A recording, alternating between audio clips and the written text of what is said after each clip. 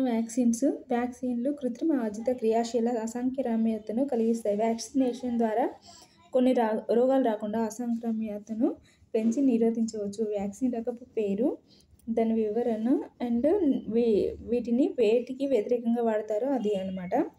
First vaccine రకం వచ్చేసి ఎటెన్యూయేటెడ్ whole agent పునఃసంయోజక వ్యాక్సిన్స్.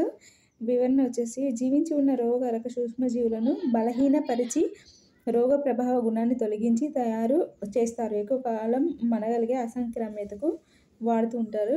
అది పచ్చ జ్వరం, పొంగు, రుబెల్లా, గౌద బిళ్ళలకు వ్యతిరేకంగా ఈ వ్యాక్సిన్ వాడుతూ ఉంటారు. నెక్స్ట్ ఇన్యాక్టివేటెడ్ హోల్ ఏజెంట్ పునఃసంయోజక వ్యాక్సిన్స్. రోగకారక సూక్ష్మజీవులను వివిధ పద్ధతిలో నిర్జీవం చేసి వ్యాక్సిన్స్గా వాడతారు.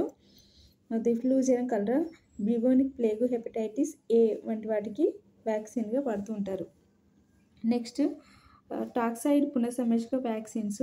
ఇది సూక్ష్మజీవులు సహజంగా ఉత్పత్తి చేసే రోగకారక టాక్సిన్లను అచేతనపరిచి ప్రతిజనక లక్షణం కలిగిన వాటిని టాక్సైడ్లు అంటారు. వీటిని వ్యాక్సిన్గా ఉపయోగిస్తూ ఉంటారు. టెటానస్, ధనుర్వాతము, డిప్తీరియా, కంఠసర్పి.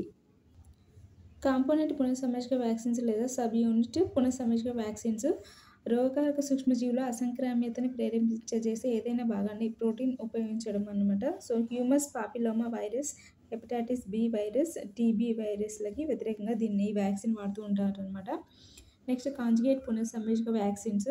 కొన్ని బ్యాక్టీరియా దేహాల చుట్టుగల పాలిసాకరైడ్ తొడుగున అసంక్రామ్యత ప్రేరణ కలిగించే ప్రోటీన్లతో కలిపి చేసే vaccines. Haemophilus influenzae type B వీటికి వ్యతిరేకంగా ఈ వ్యాక్సిన్ వాడుతుంటారు. Next recombinant vector vaccines. ఒక సూక్ష్మజీవి శరీర ధర్మాన్ని వేరొక జీవి డిఎన్ఏతో అనుసంధానించి వ్యాక్సిన్స్గా తయారు చేస్తూ ఉంటారు. వ్యాక్సినియా వైరస్లకి దీన్ని వ్యతిరేకంగా వాడుతూ ఉంటారు. Next DNA vaccines. సంక్రమణ వ్యాధికారక జీవి డిఎన్ఏను ఉపయోగించి వ్యాక్సిన్స్ తయారు చేస్తూ ఉంటారు. హ్యూమోరల్ అసంక్రామ్యత, సెల్యులార్ అసంక్రామ్యతకు వ్యతిరేకంగా ఈ వ్యాక్సిన్ను వాడుతూ ఉంటారు.